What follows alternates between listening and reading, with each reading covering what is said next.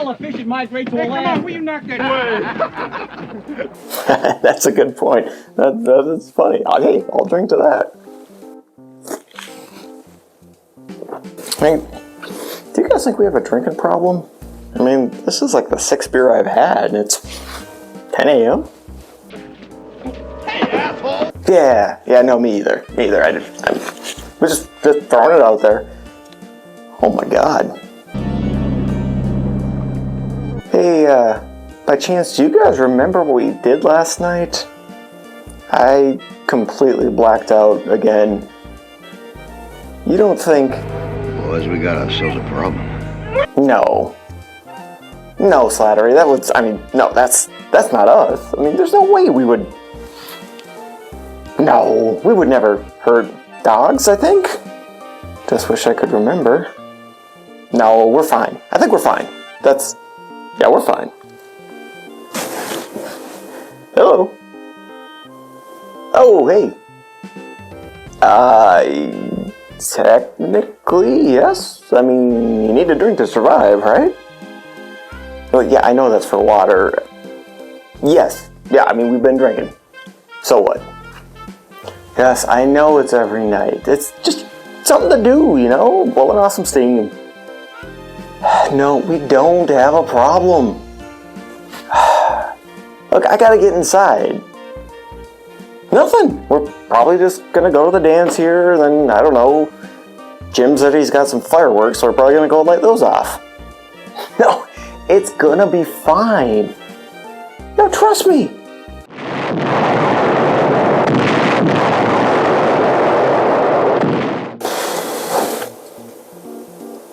So that got out of hand pretty quickly. I think it's safe to say we might have a problem, boys. Yeah, we might have a problem. It's a big fire.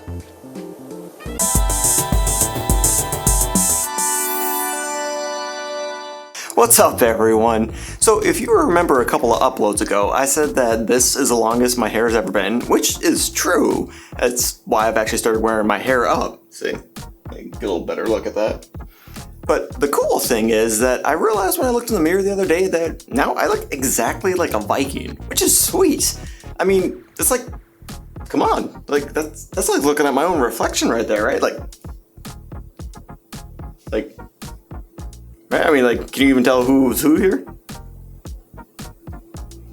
I mean, okay, well, so if I had to like nitpick, right, I'd probably say we don't look exactly the same. Maybe like here, and yeah, I guess probably here. But here, like we're like hair twins. Like this is exact, like it's uncanny, right? Okay, well, I think it's the right time to start gearing up for summer because it's, you know, a few days away, or probably by the time I get this done, already here. And I think a great way to prepare for the swim season is to check out Humanoids from the Deep. Now, I know we're all excited about this one, right? Our major players here are Doug McClure as Jim Hill, which really just makes me think of this. Oh, hi, I'm Troy McClure. Now, he was in a fair bit of stuff, including The Land That Time Forgot, but it was mostly TV work that he did. Then we have Dr. Susan Drake, played by Ann Turkle. She was also in The Fear. Next, we have Hank Slattery, played by Vic Morrow. Good amount of TV work here for him as well. Plus, he was in The Twilight Zone, the movie. Then we have Johnny Eagle, played by Anthony Pena. He was in the classic The Running Man. I love that movie. If you haven't seen it, check it out, alright? And he was also in 319 episodes of The Young and the Restless. That's more than a couple. So it came out on May 16th, 1980, and was directed by Barbara Peters and Jimmy Murakami. And we'll get into why they had two directors in the fun facts. What's that? Oh, you don't know about fun facts? Well, according to my analytics, that is absolutely correct. So after we go over the movie, I give you some fun facts, you know? Mostly about the movie, or movie adjacent, or something about myself, or something totally random, you know? It's really a grab bag. So you should stick around to the end to catch the fun facts. Well, if you're ready to get wet, let's get into the movie. First time I ever thought I'd be disappointed in seeing a fish. We start off under the water before switching to this pretty shoreline shot. Then we get the title card with one of the movie titles. If you look real close and kinda squint, you can see Humanoids from the Deep under the monster part. We see that we're in a quaint little fishing town of Noyo, I think? Noyo? One of those. Anyways, this is actually a real town. Switch to Jim and Tommy, his son or brother, maybe? It's not real clear. They are talking about how the salmon have kind of disappeared lately, but Deke thinks that's about to change. Oh, it's starting to itch real good, Tommy. We're in for a big run. But don't shave that shaggy mess until we fill all our holes, okay? That's what she said. Johnny Eagle shows up and lets us know that they might be getting a cannery coming to town. If you get that cannery, inside of 2 or 3 years, ain't gonna be any fish at all. And we see Slattery doesn't like Johnny, but he does like the cannery. Well, canneries mean progress for towns like ours. To you and your people, you don't understand that. And the boys head out for some fishing. On Deke's boat, I think we got something, Harry. Jesus, do we got a kid! and we get a glimpse at our first humanoid. And I won't go into all the details, but suffice to say, everything that is about to happen is Deke's son's fault, so just let that be known. You mean to tell me you've been out here all day and you didn't even check the gas in the goddamn winch motor? And before the shit really hits the fan, Deke says, "My life's motto." Oh shit! Why me? And finally the sun goes in, but he doesn't come back out. But I mean, even if he had... I got a question for you. Would you rather get eaten to death by a humanoid, from the deep, obviously, or die in a violent boat explosion? I'll check back on this later. Next, the sheriff talks to Jim and suggests that he thinks Johnny Eagle was responsible. Baron, the family dog, gets let out and ends up tangling with the humanoid. And he does put up a decent fight, you know, for like not having thumbs at all. But the fish does win. Slattery and his pack of hosers bring provisions for their next outing and find that every dog has been killed. Well... The only dog left alive is the Indians. Boys, we got ourselves a problem. Switch to this chick getting ready, and nothing really happens here other than her boyfriend scares her, but we do see them later. And just how Bloodhook had musky madness, Humanoids has the Salmon Festival. Although it doesn't play too big of a role overall, the couple from before show up with Jim's son and decide to have a little backseat fun. Then we meet the company wanting to put in the cannery in Oyo. From Canco Incorporated. And I gotta say, I was definitely expecting like a really basic kind of, sort of on the nose type of name for this company in the movie, but they really turned it around on me. I mean, Canco, like, that's brilliant. Like, not in a million years, but I've ever guessed Canco? I mean, okay, so I don't think I'm exaggerating when I say that is the single most creative fake company name I have ever heard. Ever. I mean, it's genius, isn't it? Genius. Their president claims, "We'll bring jobs to Noyo. He also adds in, Our cannery will be the best thing to happen here since God made the river and the ocean." Then we meet Dr. Drake. Great little scientist. Before he leaves, he also adds in, Has been conducting research on how to make salmon grow bigger and twice as plentiful.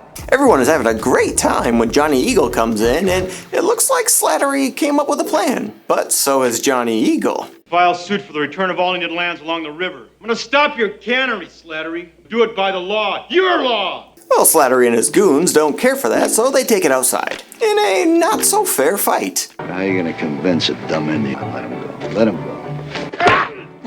Until Jimbo shows up here, and so this scene really reminds me of this scene here. Noah! Larry! Larry, you can't just... Oh, Larry! Oh, are you alright? How did... Just,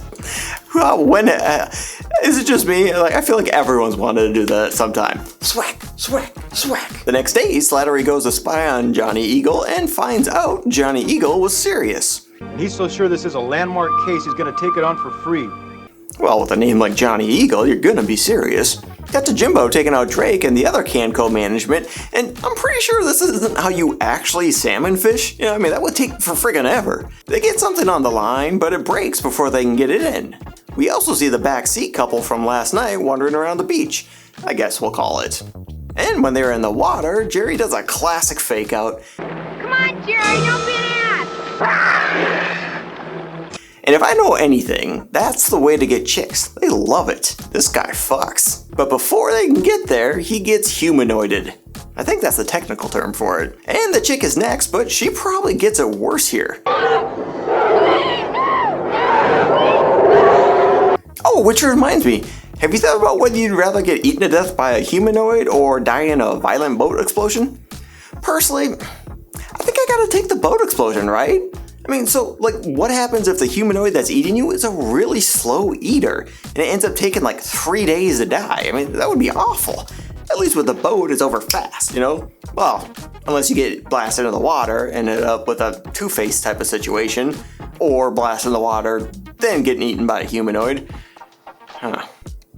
No, you know, no, I'm still taking the boat. I think it's better overall. Slattery fills in his goons on what's going on with Johnny Eagle. Johnny Eagle means business.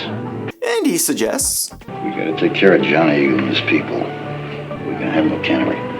switch to the beach with this unusual tense scene. See, and people think ventriloquists don't get laid?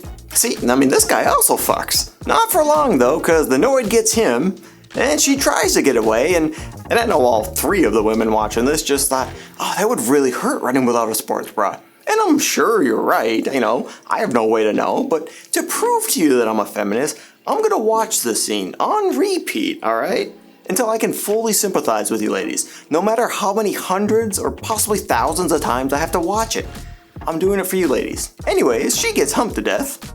Tommy and his girl go to have dinner with Johnny Eagle, and they aren't alone. Slattery and his goons are up to no good. Before dinner, we also see that Tommy and his gal aren't alone either. Basically just assume that nobody in this town or the surrounding land around this town are alone at any point. Anyways, Slattery and his goons are feeling a little arsony, so they torch the place. See, and having people in close proximity during this just upgraded this from a misdemeanor to a felony. Well, I mean, at least in Missouri. Anyways, as if these 3 don't have enough bullshit to deal with, they get this added fun mixed in. Tommy really beats the shit out of this one, and he's doing good for a while, until he gets his head beat in. But before he gets killed, Johnny Eagle saves him like a real badass. Meanwhile, the girlfriend drives to get help, and on the way, she gets some more bullshit too. She takes one out, but there's always more. And are you guys ready for another explosion? Yeah, you are. I can't remember, but I think she makes it. I don't know, we'll have to check back later. The next day at the docks, as they're talking about the chick's fiery wreck, Johnny Eagle shows up with Tommy and... You got some explaining to do, Johnny. He tells them about the Noids, and Slattery jumps on the opportunity and also tips off Johnny Eagle. That's right, sea monsters. They burned his house, attacked your brother, even took their dead away, right? Jimbo looks for volunteers to go look for the Noids, but all he gets is Johnny Eagle and Drake. I mean, Johnny Eagle's pretty badass though. After some investigating, Drake surmises the attack pattern that you described is that of the nocturnal predator, which means that he'll probably keep to himself during the day unless their territory is threatened. She also guesses Right about their size, the upstream food supply won't support them. They probably move to the ocean. So they head out again, and it turns out that Drake is a little bit of an artist. I will say that I do like the underwater shots they have in this movie, like, a lot. Jimbo finds out that his brother is gonna be fine. Okay, yeah, so it is his brother. I guess I should have picked up on that when they had Jimbo unnaturally saying Bro? repeatedly throughout the movie. Get him off my back, bro. See you, bro. Feeding near the bottom, bro. After spotting some caves, they investigate there, and Yahtzee! The Noids finally show up, and they get blasted. And somehow Johnny Eagle ends up in the fucking ocean. Like, I'm sure when Jim looks over, he's like, how did he end up in the ocean? God, do I have to do everything here? I mean, you know, how? I don't know, you were a badass, Johnny, then you get dragged into the ocean. Unfazed by the attack, Drake keeps taking pictures until they find this chick, Peggy, who is still alive, but I'm pretty sure there's a lot of therapy in her future. Back at Drake's lab, while explaining herself, this weasel jumps in. Board strongly suggests that we keep this quiet until Kanko has had a chance to review it. And Drake finally loses it. Ain't in great fashion. I've been trying to tell you people about this for a long time, and you pushed it aside. You stupid ass! Look at it! Then we find out Drake and Kanko know a little bit about what's going on. And I'm not going to keep quiet any longer. And these people have a right to know. And I'm going to tell them. And? With the aid of DNA 5, adulthood is reached in a matter of days. But how does that relate to their problem? We were duplicating this process to accelerate the growth of salmon. And that's not all. 1,000 DNA-treated salmon escaped into the ocean. And Jimbo asks a reasonable question. Why the girls? It's my theory that these creatures are driven to mate with man now. Then Jim remembers that it's festival time. So cut to the festival, and don't these unaware bastards look like they're having a great time? There's even a DJ hanging out with Miss Salmon. Then we got to Jim's house, and let's take a second to appreciate how smooth this shot is. Now, I'm not trying to be funny or sarcastic. So I've been watching a lot of videos on filmmaking lately, and I'm just sitting here like, damn, that is a really, really smooth pan shot. It's kind of sexy, right? Back at the fair, then the gang shows up with proof, actually living proof. Then all hell breaks loose. And if you're a woman at this point, don't get caught. What happens if I get caught? Ooh, don't get caught. Don't get caught. I mean, it's not great for the guys either, but still, it's all around carnage. They throw in a random shower scene with a body double for Jim's wife. I mean, come on. Like, be a little less obvious, right? Then back to the fair where it gets a little gory. Pretty good effects here with the head too. Jim and Drake spread gas on the water in hopes of burning them, I guess. The DJ gets shredded protecting Miss Salmon, but it turns out she doesn't need protecting. She's a downright badass. Back at Jim's house, the Noids are gathering. And during this fair carnage, we cut back and forth to Jim's house, but cutting back to the fair is very jarring, mostly because of the sound. Now, I'm assuming they probably did that on purpose, but it's a little bit much watching it. And even the kids are getting in on the festivities, which is awesome. Slattery sort of redeems himself a little bit by saving a little girl, before needing saving himself, which comes in the form of, you guessed it, Johnny Eagle. I would have just let him be fish food, right? But Johnny Eagle is better than me. Drake sets the ocean on fire, and it helps a little. And Johnny Eagle is just saving people left and right. I mean, much better than earlier, right? And these townies beat the ever-living hell out of a Noid. Jimbo goes to check on his wife. She's also a badass. We also get 12 full seconds of her just stabbing this thing. Now, that's a long time. Like, just count 12 seconds. That's how long she's just going to town on this thing. Jim shows up, but there's nothing left to kill. The fam heads back into town to check out the devastation. Not as good as the end of Piranha, but not bad. And at the end, we see Drake is back on her bullshit again as Peggy delivers a little Noid. Well, not so much bursts it, but aliens it out. They're my fun facts, and I want them now. The original title for this was Beneath the Darkness, which Ann Turkle liked, and was part of the reason she did the movie. That, and also, quote, it was an intelligent, suspenseful science fiction story with a basis in fact and no sex, end quote. Which leads us to why there were two directors. After the filming had finished, executive producer Roger Corman decided that the title had to be changed and that the movie needed more sex, nudity, and monster shots. Barbara Peters refused to shoot the additional footage. I don't know, something about her being a feminist or something, I don't remember. The deal was that she would get to have input on the footage, but she didn't actually get to see it until the preview of the film. This was Linda Shane's first role and only nude scene. She said she was nervous about it, but she was glad that she didn't play a victim like the other women. This was one of those additional scenes ordered as well. I mean, I'm not complaining. Lynn Thiel, who played Prager's Peggy, was Playmate of the Month in July 1975. So what do you think? It's a decent movie, you know? Most of the acting is pretty good. The plot actually kind of makes sense the way they do it. I mean, apparently this is a much different version than what was originally intended, but again, I'm not complaining. I mean, there is some son of a bitch. Okay, are we good now? So my camera just decided to stop recording for who knows why, you know, just to make things interesting. I guess that's the fun of using a 7-year-old camera. Anyways, what was I saying? I was talking... Oh, that's right. Yeah, there's some major talent in this movie, you know, like whoever did the casting on this did a good job. I'm personally a big fan of their work. Big fan. Plus it has Johnny Eagle in it. I mean, that's really all you need in it. I mean, minus this one part, but overall, Johnny Eagle's in it. I'm sold, you know. Check out The Running Man. I'll see if I can find a link for it. I don't know if it's streaming, but if I can, I'll put it down in the description because that's an amazing movie. Well, it's a great movie. Amazing, it's a bit of a stretch, but it is a great movie. And the effects are actually really good too. Can you You can't see my nipples through this, can you? I mean, I'll fix it if I can, but I really hope you can't see my nipples through this.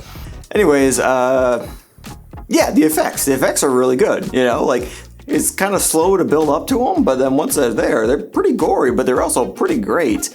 If you do want to check it out, I will leave a link in the description where you can. It's free! It's free. Also, make sure to check out my last review I did on a movie called Slugs. At least they're not snails. That's what I titled it. I couldn't really think of anything better. Anyways, I think that's gonna be it. So I know in the beginning I said, oh, it's almost summer, you know, gotta get prepared for it. I filmed this a little bit ago, but I didn't actually get around to it till now. I've been having some issues. Actually, that's another question. So when you're editing a video, do you trust your ears or do you trust your meters? Because they're not matching up for me and I'm having a little bit of issues. So I hope the audio on this sounds okay. If not, that's not my fault. Yeah, I think that's all I got.